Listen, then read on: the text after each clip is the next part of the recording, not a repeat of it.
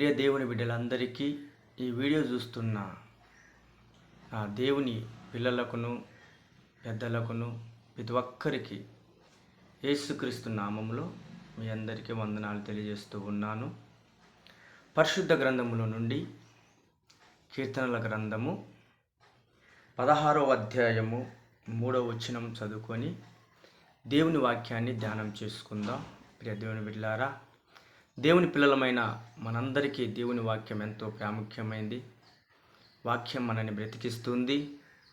వాక్యము లేకుండా ఈ లోకంలో దేవుని పిల్లలైన వారు దేవుని మార్గంలో నడవడం చాలా కష్టతరంగా ఉంటుంది. వాక్యమే మనల్ని నడిపిస్తుంది. వాక్యమే వెలుగు. వాక్యమే మనకు ఆధారమై ఉన్నది కాబట్టి ఆ వాక్యాన్ని చదువుకొని ఆ వాక్యములో మనం నడవాలి. కాబట్టి వాక్యాన్ని చదువుకొని వాక్యాన్ని మనం ధ్యానం చేద్దాం. కీర్తనల గ్రంథము 16వ అధ్యాయము 3వ వచనం చదువుకుందాం. నేను ఇలాగందును, భూమి మీద ఉన్న భక్తులే శ్రేష్ఠులు, వారు నాకు కేవలం ఇష్టులు. ప్రియ దేవుని బిడ్డలారా,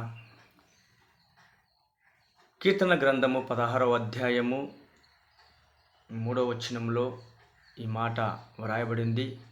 దావీదు కీర్తన. దావీదు భక్తుడు ఈ మాటను వ్రాశాడు. భూమి మీద ఉన్న భక్తులే శ్రేష్ఠులు, కేవలం నాకు ఇష్టులు అని ఇక్కడ దావీదు మహారాజు ఈ మాటలు మన కోసం రాపించాడు. దేవుని యందు భయభక్తులు కలిగి ఉండాలి. ఎవరైతే దేవుని యందు భయభక్తి కలిగి ఉంటారో వారే ఇష్టమైన వారు, వారే శ్రేష్టమైన వారు అని దావీదు తన వాక్యం అనగా దేవుని వాక్యాన్ని పరిశుద్ధాత్మ ద్వారా రాపించాడు. ఎవరైతే దేవుని దగ్గరికి వచ్చి వారి పాపములు ఒప్పుకొని వదిలిపెట్టి బాప్తీసం తీసుకొని పరిశుద్ధంగా జీవిస్తూ దేవుడంటే భయం కలిగి పాపానికి దూరంగా ఉంటూ దేవుని వాక్యాన్ని చదువుకుంటూ ప్రార్థన చేసుకుంటూ ఎల్లప్పుడూ అనేక మంది కోసం ప్రార్థన చేస్తూ దేవుని మార్గాలు తెలుసుకుంటూ దేవుని వాక్యాన్ని ధ్యానిస్తూ ఈ విధంగా దేవుడంటే భయం కలిగి ఆయన ఆరాధన చేసుకుంటూ స్తుతించుకుంటూ గణపరుచుకుంటూ ప్రతిదినము ప్రతి క్షణము పరిశుద్ధాత్మలో ఆనందిస్తూ పరిశుద్ధాత్మలో ప్రార్థన చేస్తూ పరిశుద్ధాత్మ ద్వారా నడిపింపబడుతూ ఈ లోకంలో ఆయనను ఆరాధించుకుంటూ ఎవరైతే ఈ లోకంలో జీవిస్తూ దేవుడే నాకు ఆధారం, దేవుడే నాకు ఆశ్రయము, దేవుడు లేకుంటే నేను జీవించలేను, దేవుడు లేకుంటే నేను బ్రతకలేను, దేవుని ఆధారం చేసుకుంటూ దేవునిని వాక్యాన్ని చదువుకుంటూ ఈ లోకంలో పాపాన్ని ద్వేషించి పరిశుద్ధంగా జీవిస్తూ భక్తి కలిగి ఎవరైతే జీవిస్తారో అలాంటి వారు దేవునికి ఇష్టమైన వారు అని దావీదు ఆయన గ్రంథంలో వ్రాసి ఈ దినాన మనము చదువుకోవడానికి ఆ భక్తి కలిగి జీవించడానికి మనకు ఒక ఆధారం కలిగి ఉండడానికి ఈ దినాన మనము చదువుకుంటూ ఉన్నాం. ఎప్పుడైతే భక్తి కలిగి ఉంటామో వారు దేవునికి ఇష్టమైన వారు, భక్తి లేకుంటే వారు ఇష్టమైన వారు కారు, దేవునికి శ్రేష్టమైన వారు కాదు అని ఈ దినాన దేవుని వాక్యం హెచ్చరిస్తూ ఉంది.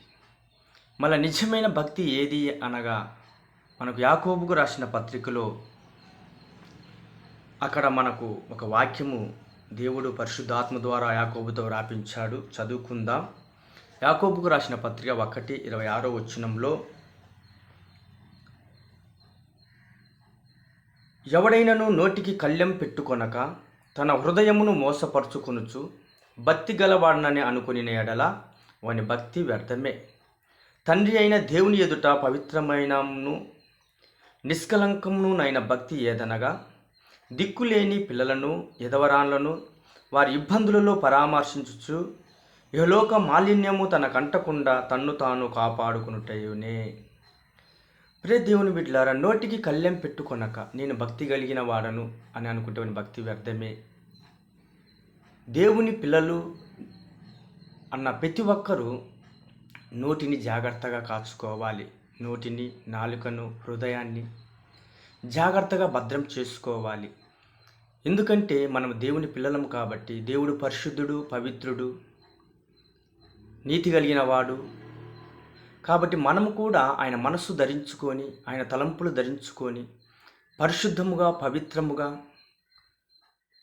మనము జీవించేవారిగా ఈ లోకంలో ఉండాలి. ఎలాగంటే అలాగ మాట్లాడుతూ, ఎలాగంటే అలాగా ప్రవర్తిస్తూ, ఎలాంటి మార్గములు అంటే అలాంటి మార్గంలో పోతూ మనము మన ఇష్టానుసారంగా నడుస్తూ జీవిస్తూ, దేవుని ఇష్టానుసారంగా కాకుండా మన ఇష్టానుసారంగా నడుచుకుంటూ మాట్లాడుతూ ఈ లోకంలో జీవిస్తే మనము భక్తి కలిగిన వారమే కాము. భక్తి అంటే నోటికి కళ్ళెం ఉండాలి, జాగ్రత్తగా ఉండాలి. నోటికి ఎలాంటి మాటలు వస్తూ ఉన్నాయి, శపితమైన మాటలు రాకూడదు. ఆశీర్వాదకరమైన మాటలే రావాలి, దీవించే మాటలే రావాలి, పవిత్రమైన మాటలే రావాలి, పరిశుద్ధమైన మాటలే రావాలి. సహోదరుని ద్వేషించే మాటలు, బాధకరమైన మాటలు, నాశనకరమైన మాటలు, దూషణకరమైన మాటలు, పనికిమాలిన మాటలు రాకూడదు నోటికి.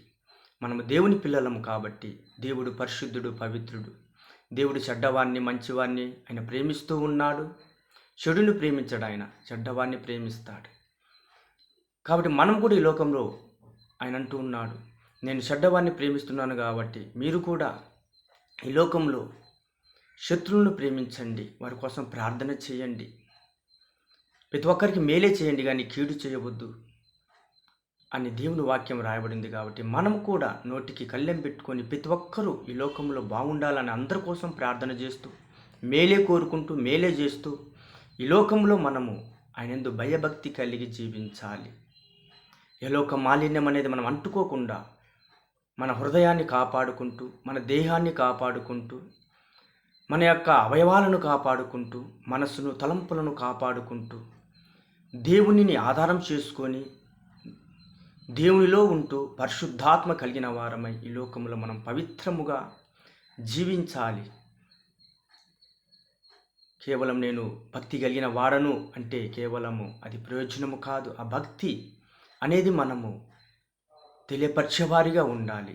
అప్పుడు అందుకే ఈ లోక మాలిన్యం అంటకుండా ఈ లోకంలో మన నోటిని కాపాడుకుంటూ, ఈ లోకంలో పేదవారిని, ఎదవరాన్లను, చిన్నపిల్లలను, అనాథలను మనకు వారికి సహాయం చేసేవారిగా, వారి కోసం ప్రార్థన చేసేవారిగా, వారికి మేలులు చేసేవారిగా, ఈ లోకంలో ప్రతి ఒక్కరికి కూడా మేలు చేసేవారిగా మనం ఉండాలి.